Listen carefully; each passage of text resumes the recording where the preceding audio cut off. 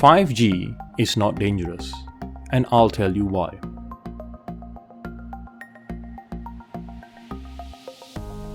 "5G is the fifth generation of mobile network technology that will be used for future mobile phones.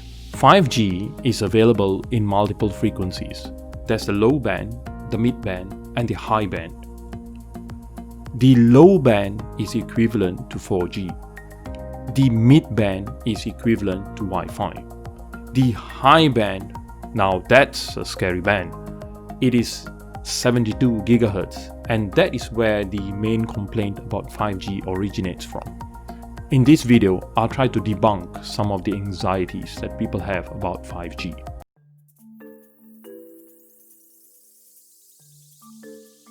Now, 5G does cause problems with some really sensitive equipment. For example, satellites in space. When the satellite communicates with the ground station, the high band 5G signals can interfere with the satellite communication. The 5G consortiums have agreed to use very low power between -55 decibel watts and -20 decibel watts in order to mitigate this problem. Does this mean your health will be affected by this high band signal? Probably not, but people are still studying it. There are a lot of studies that have been conducted for a very long time on signals, which is EMF. Electromagnetic fields is natural in the world. So naturally, scientists have been studying it for a really long time. The largest project, the EMF project by the WHO, has studied EMF for 20 years, all the way up to 300 GHz signals. They have found no ill effects. However, they have limited power usage to 3 watts, and this really helps keep the signal intensity quite low.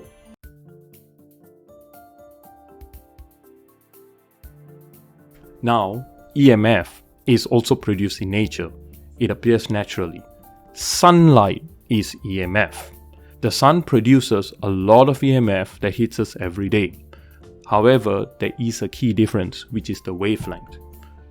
I'll leave this handy chart over here that shows you all the different wavelengths and the names of the different waves. The key point is ultraviolet.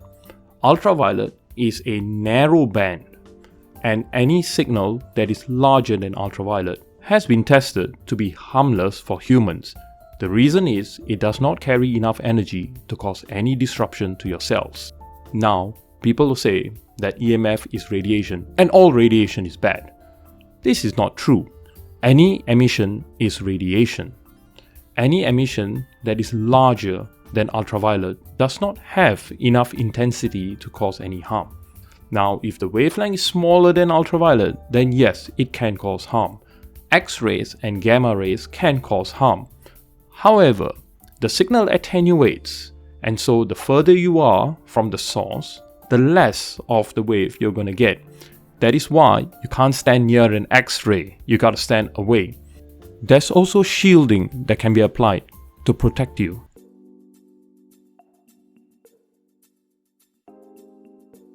Some individuals have claimed to have electromagnetic hypersensitivity, in which they claim that EMF causes them ill effects. There is no medical diagnosis for EHS. However, this doesn't mean that the individuals are feeling nothing.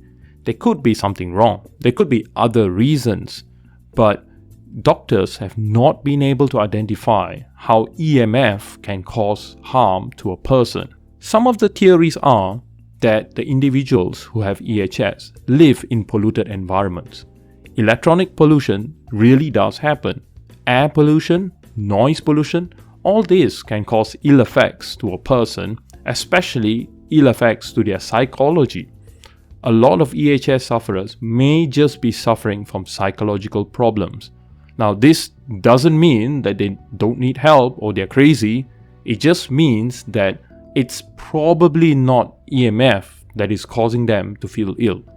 All this leads to the conclusion that low intensity fields cannot cause harm to a person.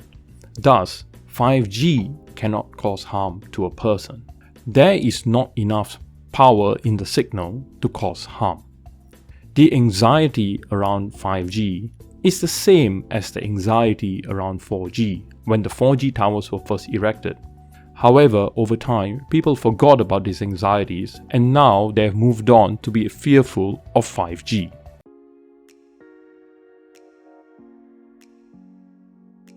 So overall, with some scientific thought, we do not need to fear 5G, and we do not need to fear any form of EMF that is larger than ultraviolet.